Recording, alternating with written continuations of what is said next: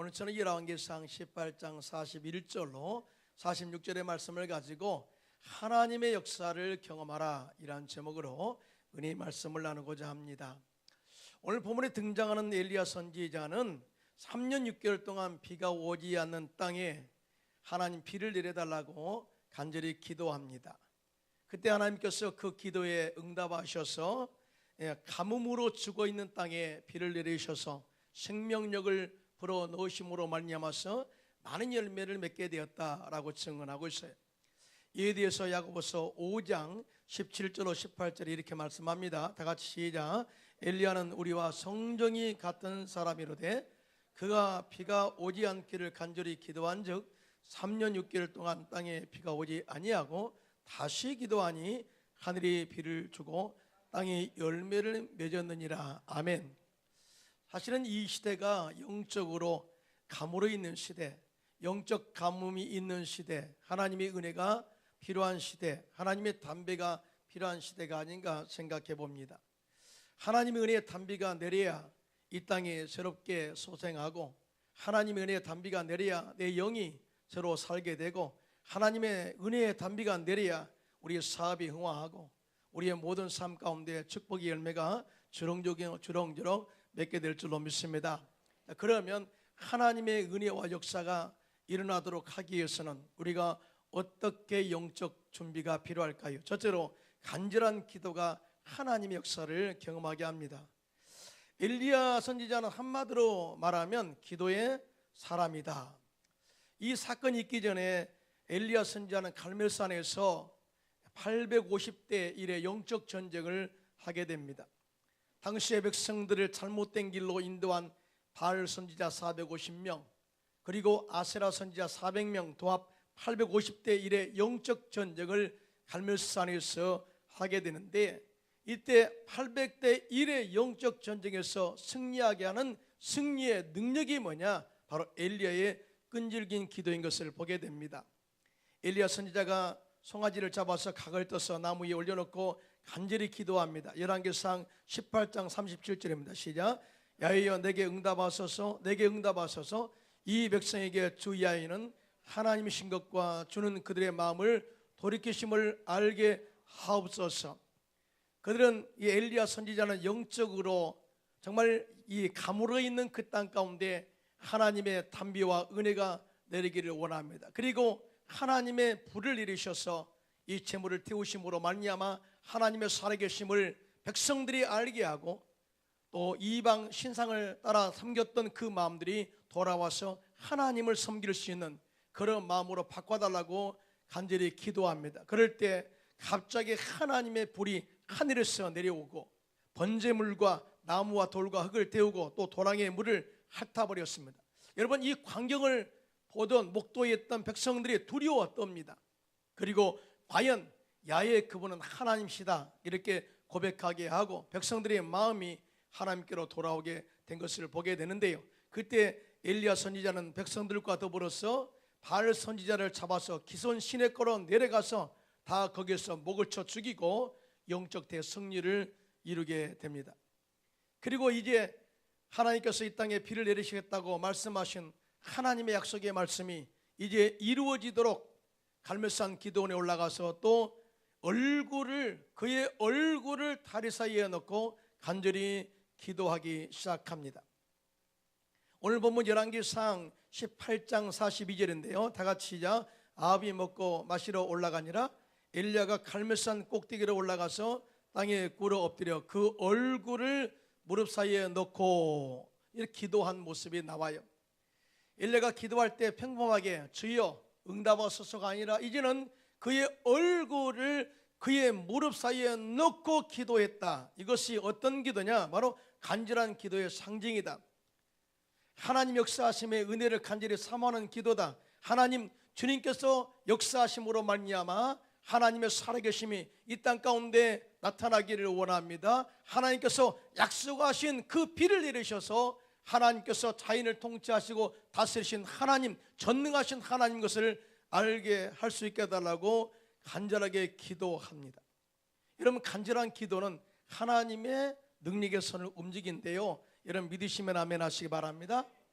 시편 40편 1절로 2절입니다. 시작. 하나님이여 사심이 쉬는 물을 찾기에 갈급함같이 내 영혼이 주를 찾기에 갈급하니이다.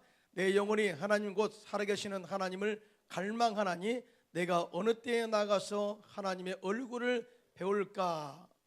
자, 사슴이 목이 말라 갈증으로 고통당할 때 신의 물을 찾게 되는데, 그때 사슴이 물을 마실 때 그 얼굴이 양다리 사이로 들어가서 갈급함을 채운다고 해요. 시편 기자는 우리 역시 사슴처럼 영혼의 갈급함으로 하나님께 나가서 기도할 때 하나님께서 우리의 갈증을 은혜로 채워주시고 응답으로 채워주셔서 갈증을 해소시킨다는 하나님의 응답이 있다는 것이죠.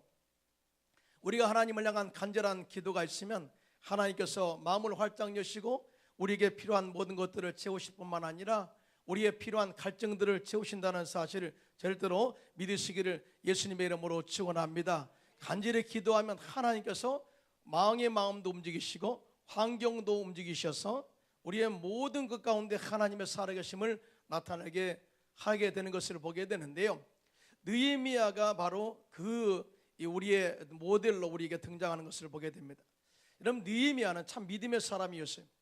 그는 페르시아 파사 왕국의 포로 끌려간 몸이었지만은 하나님의 도우심으로 하나님의 은혜로 술관원이 되었다라고 이야기합니다. 이 술관원은 술장관, 언제든지 아닥사스다 왕의 자리에 함께하여 해서 정사를 논할 수도 있는 그런 높은 지위에 올라가게 됩니다. 그럼에도 불구하고 그의 마음이 편하지 않아요. 왜냐하면 그는 이 유다 사람이라 예루살렘의 성전이 회복되기를 원하고 예루살렘 성벽이 재건되어서 하나님을 다시 섬길 수 있는 때를 갈망했던 그런 간절함이 있었습니다. 그런데 고향 예루살렘을 방문한 백성들, 소위 말해서 가족들, 또 형제들의 소식을 들어보면 그렇게 좋은 소식이 아니라는 사실을 알게 돼요. 느헤미야서 1장 2절로 3절입니다. 시작. 나의 한 형제 중 하나니가 두어 사람과 함께 유다에서 이르렀기로 내가 그 사로잡힘을 면하고 남아있는 유다 사람과 예루살렘 형편을 물은즉 저희가 내게 이르되 사로잡힘을 면하고 남은 자가 그 도에서 큰 환난을 만나고 능욕을 받으며 예루살렘 성은 회파되고 성문들은 소화되었다 하는지라. 여러분, 이 소식은 무슨 말이냐면은 이미 하나님께서 예루살렘 성벽을 회복하기를 원하셨지만 아직까지도 그대로 방치되어 있는 모습을 상상하게 만든 거예요. 이 회복되지 않는 그 성을 바라볼 때 가슴이 찢어지는 것처럼 아팠습니다. 다시 예루살렘 성이 회복돼야, 건축돼야 다시 예루살렘 성전에 모여서 모든 백성들이 하나님을 예배하고 다시 찬양할 것인데 그런 기회가 아직까지도 주어지지 않는 것에 대하여 가슴 아파합니다. 그리고 거룩한 부담감을 가지고 기도하기 시작합니다. 느헤미야 1장 4절입니다. 시작. 내가 이 말을 듣고 앉아서 울고 수일 동안 슬퍼하며 하늘의 하나님 앞에 금식하며 기도하여 그랬어요.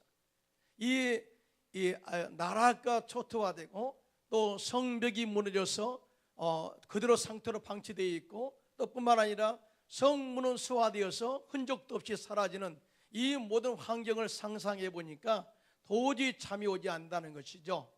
하나님, 내가 가서 무너진 성벽을 재건하기 원합니다. 나를 보내주세요 라고 기도하기를 무려 4개월 간절하게 기도합니다. 그리할 때 성경에 보니까 하나님의 선한 손이 도우심으로 나를 예루살렘 땅으로 보내신 응답의 결과를 이야기합니다. 할렐루야. 하나님은 살아계십니다. 다 따라서 하나님의 선한 손이 나를 도우심으로. 우리가 기도하면 반드시 하나님의 선한 손이 도우신다는 것이죠. 여러분 믿으시면 아멘. 예레미야서 33장 2절로 3절입니다. 시작. 일행하시는 야에 그것을 지어 성취하시는 야에 그 이름을 야이라 하는 자가 이같이 이르노라. 너는 내게 부르짖으라. 내가 내게 응답하겠고 내가 알지 못하는 크고 비밀한 일을 내게 보이리라. 아멘. 이 말씀의 의미는 뭐냐? 하나님은 이미 모든 것을 계획하시고 모든 일을 계획하시고 응답하실 것도 준비해 놓고 있으면서 의 기도의 응답의 모든 결과는, 모든 과정은 너의 기도를 통해서 역사하시겠다는 약속의 말씀이에요. 그러므로 환경적 어려움에 다가올 때마다, 또 환경의 어려움으로 말미암아서 모든 가능성이 보이지 않는 것처럼 보일 때도 환경에 맞서 기도할 때 우리 환경을 이겨내고 승리하는 그런 축복의 사람들이 되길 예수님의 이름으로 축원합니다. 영국의 스튜어트 와트 선교사님은, 이 부부는 아프리카 키쿠유의 선교사로 떠나게 됩니다. 그곳에는 마우마우스 대러분자들에게 인력을 지원해 주었던 사람들로 기질이 아주 사나운 종족이 살고 있었습니다. 이 종족들은 끈질기게 이 와트 부부, 선교사 부부를 찾아왔고, 또 가끔 내 자녀들을 찾아와서 위협하기도 했습니다. 그래서 그곳 영국 총독은 와트 선교사 가족을 안전한 곳으로 대피시키기 위해서 무장한 호위병들을 보내겠다고 말했습니다. 그러나 와트 선교사님은, 우리는 여기서 끝까지 복음을 전하며 기도로 승리하든가 아니면 하나님이 가라고 명하신 이곳에서 선교하겠노라 라고 그의 담대한 결단을 이야기하면서 도움의 손길을 거절했습니다. 그 이후로 수일 후에 활로 무장한 수천 명의 원주민들이 선교사님의 집을 둘러쌌습니다. 그들은 살기가 등등했고요, 당장이라도 활을 당겨서 죽일 기세를 보였습니다. 여러분, 이 절박한 상황에 살 수 있는 것이 뭐가 있겠어요? 누구에게 도움을 요청하겠습니까? 그 사람들에게 좀 연약한 모습으로 우리를 좀 살려달라고 할 수 있을까요? 그렇지 않죠. 이 절박한 상황에서, 이 절망적인 위기에서 선교사님과 가족들은 무릎을 꿇고 전능하신 하나님께 기도하기 시작합니다. 하나님, 이 위기에서 건져 주시옵소서. 이 위기에서 건져 주셔서 저들에게 복음을 전할 수 있도록 해 주옵소서. 간절히 기도하자 그 순간 갑자기 하늘에서 요란한 천둥이 치고 시뻘건 불덩이가 하늘 위를 지나가고 불꽃이 튀겼습니다.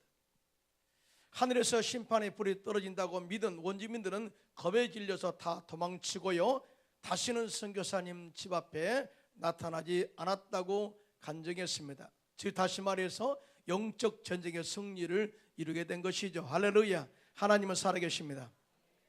어떤 위기 상황에서도 마귀가 진을 치고 우리를 죽이려고 위협한다 할지라도 우리가 기도하면 하나님께서 천군 천사를 보내주셔서 마귀의 모든 공격을 막아주시고 우리를 지키시고 보호하셔서 승리하도록 이끌어준다는 사실을 믿으시면 아멘 하시기 바랍니다. 이런 살기가 많이 힘들다고 말합니다. 그러나 기도하는 사람은 희망을 이야기합니다. 기도하는 사람은 미래의 소망을 이야기합니다. 그리고 하나님께서 이미 약속하신 모든 것이 우리의 기도를 통해서 이루어질 거라고 믿고 기도하는 것을 보게 됩니다. 다시 이야기합니다. 하나님은 이미 우리가 복되게 살기를 원하시고 예비하시고 우리의 기도를 통해서 그것이 이루기를 원하고 있다는 사실을 믿으신 분만 손들고 아멘 하시기 바랍니다. 그런데 얻지 못하는 것은 우리가 기도하지 않기 때문이라고 말씀하고 있어요. 야고보서 4장 2절 하반절입니다. 시작. 얻지 못하면 구하지 아니하며. 너희가 얻지 못하면 하나님의 약속에 응답을 받지 못하는 것은 기도하지 않기 때문이다 라고 이야기했어요. 그래서 예수님께서는 요한복음 14장 14절 이렇게 말합니다. 시작. 내 이름으로 무엇이든지 내게 구하면 내가 시행하리라. 기도는 상상이 아닙니다. 기도는 하는 거예요. 기도는 하는 거예요. 여러분, 기도는 내가 기도할 때 역사가 일어납니다. 간절히 기도할 때 하나님의 능력의 손은 움직입니다. 여러분, 크게 아멘 합시다. 예수 이름으로 기도하면 반드시 이루어지고, 예수 이름으로 기도하면 병이 치료 안 받게 되고, 예수 이름으로 기도하면 마귀는 쫓겨가고, 예수 이름으로 기도하면 귀신은 떠나갑니다. 이러한 역사가 여러분 삶 가운데 나타나기를 예수님의 이름으로 축원합니다. 둘째로, 믿음의 도전이 하나님의 역사를 경험하게 합니다. 사람들이 무언가를 이루는 것을 보면 끊임없는 도전이 있었던 것을 보게 됩니다. 여러분, 신앙도 마찬가지입니다. 신앙이들 가운데 가장 나약한 자들은 도전의식이 없는 자들이죠. 이런 사람들은 항상 부정적으로 말합니다. 이런 사람들은 항상 환경 탓을 합니다. 환경 때문에 내가 이렇게 됐다고 이야기하죠. 그러나 신앙의 승리자들은 환경을 탓하는 자들이 아니라 그 환경에 믿음으로 맞서서 도전하여 환경을 정복하고 이기는 자들이, 여러분 믿으시면 아멘 하시기 바랍니다. 오늘 엘리야 선지자는 환경에 눌려 원망하고 뒤로 물러가서 한탄한 사람이 아니라 오히려 어렵고 힘든 환경에 도전해서 대승리를 이루어내는 믿음의 사람인 것을 보게 됩니다. 엘리야가 활동했던 시대는 영적으로 암울한 시대, 흑암의 시대였어요. 당시의 왕 오므리의 아들 아합왕은 시돈 사람의 엣바알의 딸 이세벨을 아내로 삼고 사마리아의 바알신을 모시기 위해서 사당을 건축하고 그 안에 바알 신상을 만들어 섬겼습니다. 그리고 그 곁에 아세라 목상을 만들어서 섬겼는데, 이 아세라는 아합왕의 그러니까 바알신의 부인이, 이렇게 바알신과 아세라 신을 섬기는 악한 왕이었죠. 자, 이렇게 하나님을 이렇게 섬기지 않고 이방신을 섬겼을 때 하나님이 너무나 대노하셨다, 이렇게 말씀하고 있는데, 이 아합 왕에 대한 하나님의 반응을 이렇게 말합니다. 이 아합 왕은 그 전에 모든 이스라엘 왕보다 심히 야훼 하나님의 노를 격발하였다. 그러니까 그 많은 왕들도 낙한 일을 했는데 특히 아합 왕은 그 왕들 중에서 가장 악한 일을 한 왕으로서 하나님이 대단히 진노한 왕이었습니다. 여러분, 하나님을 무시하고 하나님을 진노케 한 이 아합 왕 앞에 서서 당신 때문에 비가 오지 않을 것입니다라고 하는 이 말을 전한다는 것이 쉽겠어요? 그러나 엘리야 선지자는 이 말을 당당하게 전합니다. 열왕기상 17장 1절입니다. 시작. 길르앗에 우거하는 자 중에 디셉 사람 엘리야가 아합에게 고하되 나의 섬기는 이스라엘을 하나님 야훼의 사심을 가리켜 맹세하노니 이 말이 없으면 수년 동안 우르가 있지 아니하리라 하니라. 아멘입니다. 여러분, 왕 앞에 가가지고 좋은 말 하기는 쉬울 거예요. 그렇죠?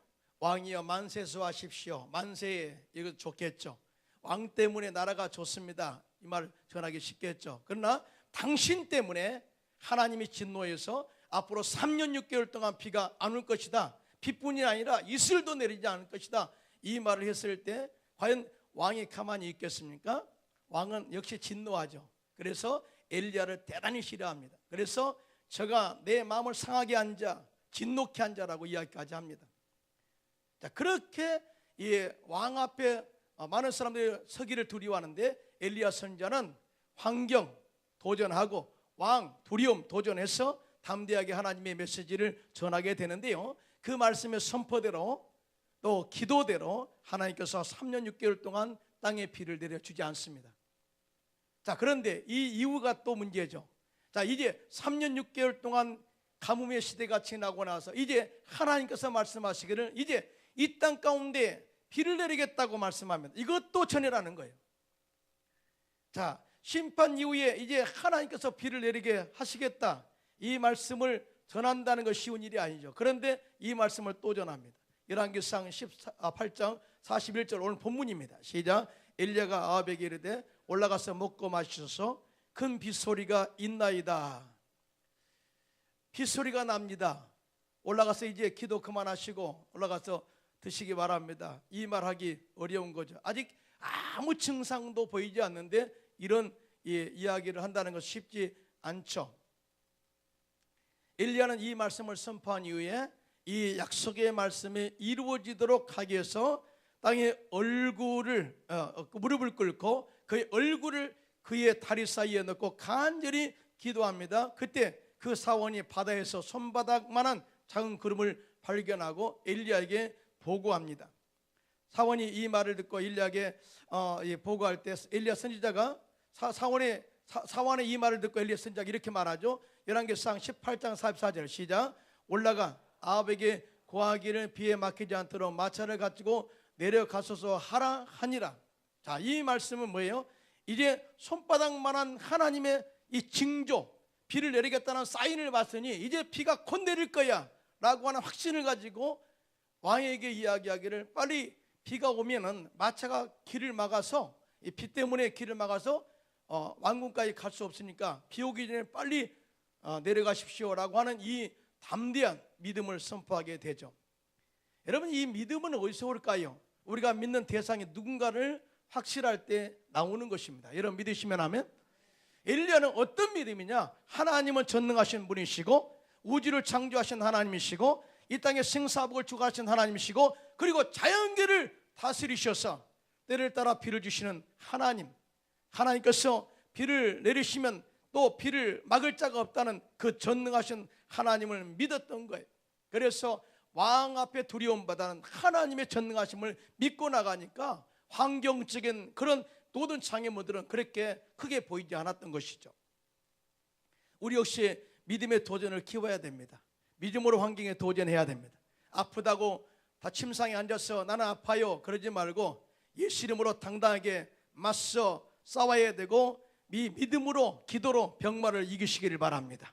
사업이 어려움이 다가올 때 이거 환경 때문에 안 돼 그렇게 말하지 말고 예수 이름으로 일어나서 환경에 맞서 사업에 방해하는 더러운 귀신아 떠나갈지어다 기도하면 하나님께서 그 모든 환경을 선으로 바꿔주셔서 또 도울 사람들을 보내게 될 줄로 믿습니다. 여러분, 예수님께서 십자가에서 영적 대싸움을 하게 됩니다. 마귀의 진을 파하고 마귀의 정사와 권세를 벗겨버리시고 이런 일들이 그렇게 쉬운 일이 아니죠. 그래서 예수님께서는 겟세마네 동산에서 땀방울이 핏방울이 되도록 간절히 기도로 준비한 이후에 십자가에서 마귀의 일을 멸한 것을 선포했고요, 마귀의 정사와 권세를 벗겨버리셨고요, 무력화했고요, 이빨 빠진 호랑이로 만들어버렸고요, 또 뿐만 아니라 죽으셨다가 3일 만에 부활하심으로 말미암아서 모든 믿는 자들의 산소망이 되게 하셨습니다. 이 말은 무슨 말이냐면은 이제 너희가 성령의 능력을 힘입어서 십자가의 능력으로 산다면 환경은 그렇게 너에게서 큰 힘을 발휘하지 못할 것이다 라고 하는 이 믿음의 선포입니다. 그래서 우리는 믿음의 주요 온전케 하시는 주님을 바라보라 한 이유가 바로 여기에 있는 것입니다. 예수님께서는 또한 요한복음 16장 33절에 이렇게 말씀합니다. 시작. 이것을 너에게 이르는 것은 너희로 내 안에서 평안을 누리게 하려 함이라. 세상에서는 너희가 환난을 당하나 담대하라 내가 세상을 이겼노라. 이 말씀을 하면 아멘을 크게 하셔야 되는데, 아멘. 그리고 너희 안에 계시니까 세상에 있는 이보다 크시니 이미 너희는 이미 승리했음을 선포하고 나가라. 이 메시지를 계속해서 하는 것을 보게 됩니다. 세상이 크게 보인다 할지라도 우리가 예수 이름으로 함께 또 성령의 능력으로 맞서면 그 모든 큰 것은 우리 앞에 무너질 줄로 믿습니다. 평지가 될 줄로 믿습니다. 세계적인 오페라 가수 폴 포츠 잘 아시죠? 원래 이분은요 휴대폰 판매원이었습니다. 어릴 적 그는 오페라 가수가 되기 위해서 이탈리아 유학까지 떠나 또 거기서 공부한 사람이었습니다. 그러나 볼품없는 외모 때문에 어느 오페라단에서도 그의 입단을 허락하지 않았습니다. 당신의 외모는 무대에 서기는 부적합합니다. 이렇게 그는 번번이 거절당함으로 무대에 서지 못하는 좌절을 경험하게 됩니다. 거기에다가 충수염에 걸려 고통을 당하기도 했고요, 성대를 다쳐서 다시는 노래를 부를 수 없다는 진단까지 받게 되었습니다. 여러분, 이 정도 되면은 보통의 사람들은 포기할 수도 있죠. 나는 외모가 안 되어서 노래를 잘해도 내가 인정받을 수 없을 거야. 그리고 이제 내 성대가 다쳤는데 내가 노래는 어떻게 부를 수 있겠어? 라는 그런 이 부정적인 마음으로 모든 그 앞길을 닫을 수도 있겠죠. 그러나 그는 절대 포기하지 않았습니다. 언젠가 때가 되면 내 달란트가 인정받을 때가 있을 거야 하고 꾸준하게 자신의 달란트를 갈고 닦았습니다. 그리고 브리튼즈 갓 탤런트라는 프로그램에 출연해서 오페라 가수로서 우승을 하게 됩니다. 그렇게 그는 세계적으로 유명한 오페라 가수가 되게 된 것입니다. 여러분, 세상에서도 준비된 자, 환경에 굴하지 않고 환경에 맞선 자가 결국 승리를 이루어냄을 이야기하고 있는 거예요. 여러분, 승리는 그냥 이루어지는 게 아니에요. 믿음도 마찬가지입니다. 믿음의 승리도 그냥 이루어지는 게 아닙니다. 환경 때문에 무너지고 이것 때문에 안 된다고 포기한다면 하나님이 어떻게 역사할 수 있겠습니까? 믿음의 사람은 환경을 탓하는 것이 아니라 환경에 맞서는 자입니다. 믿음으로 맞서야 합니다. 예수 이름으로 맞서야 합니다. 말씀으로 맞서야 합니다. 성령의 능력으로 맞서야 합니다.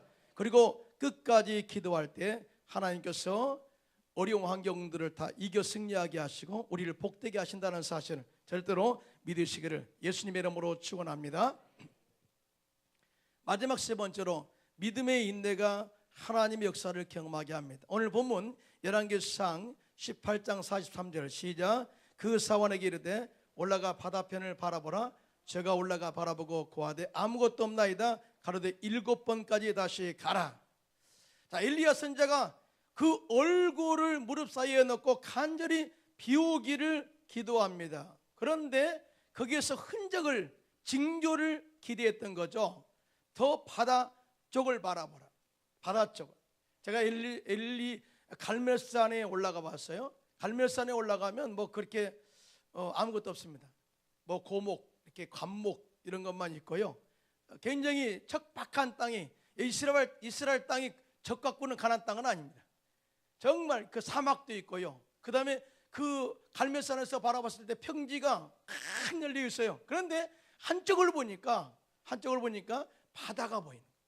바다가 그것도 크게 보이지 않고 이렇게 아련하게 보입니다.